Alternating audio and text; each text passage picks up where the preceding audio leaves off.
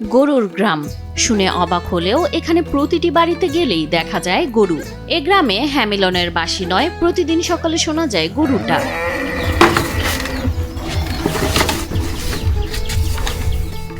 এ গ্রামে কারো বাড়িতে দুটি, কারো 10টি, আবার কারো বড় খামারও আছে। গরু নেই এমন ঘর নেই বললেই চলে। আমাদের এই গ্রামে এমন কোনো বাড়ি পাবেন না যে বাড়িতে গরু নাই।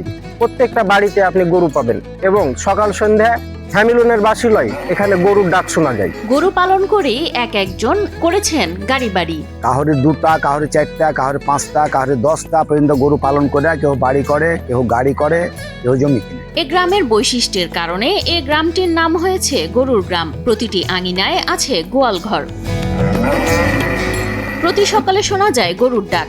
একসময় এই গ্রাম ছিল দরিদ্র কৃষক পরিবারের গ্রাম, কিন্তু এখন গরু পালনই তাদের মূল পেশা ও আয়ের উৎস। আমি লেখাপড়া শেষ করে এখন চাকরির পিছনে না ছুটে অনেক স্বাবলম্বী গরু লালন পালন করে।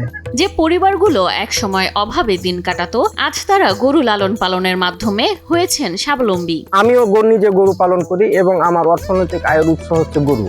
এই গরু থেকেই আমি স্বাবলম্বী। চাঁপাইনবাবগঞ্জের নাচল উপজেলার কসবা গ্রামে শুধু পুরুষ নয়, নারীরাও এখন সমানভাবে এ পেশায় যুক্ত। প্রতিদিন ভোরে এ গ্রাম থেকে শত শত লিটার দুধ চলে যায় স্থানীয় বাজারে ও মিষ্টির দোকানে। কোরবানির ঈদ এলেই শুরু হয় গরু মোটা তাজাকরণের ব্যস্ততা। এখানকার গরু এখন শুধু নাচল নয়, চাঁপাইনবাবগঞ্জ শহর ও আশপাশের জেলাতেও সরবরাহ হয়। কুরবানির যে ঈদ আসতেছে, সেই কুরবানির সামনে রেখে বাড়িতে বাড়িতে যে গরু মোটা তাজা হৃষ্টপুষ্টকরণ করতেছে, সেই গরুগুলোর মার্কেটিং চ্যানেল তারা যেন ন্যায্য মূল্য পায় গরু লালন পালন করে, সে ব্যাপারে আমরা সহযোগিতা করতেছি এবং তাদেরকে বাইরের বিশেষ করে চট্টগ্রাম, ঢাকা, কেরানীগঞ্জ এবং সিলেটের পার্টির সাথে আমরা লিঙ্ক করে দিচ্ছি, যার ফলে দেখা যাচ্ছে যে গরু লালন পালন করে লস হওয়ার সম্ভাবনা নাই এবং তারা লাভবান হবে।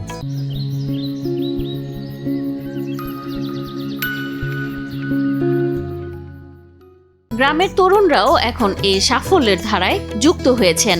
অনেক শিক্ষিত যুবক চাকরির পেছনে না ছুটে শুরু করেছেন আধুনিক পদ্ধতিতে গরু পালন। অল্প পুঁজি আর সঠিক পরিকল্পনা নিয়েই তারা আজ লাখপতি।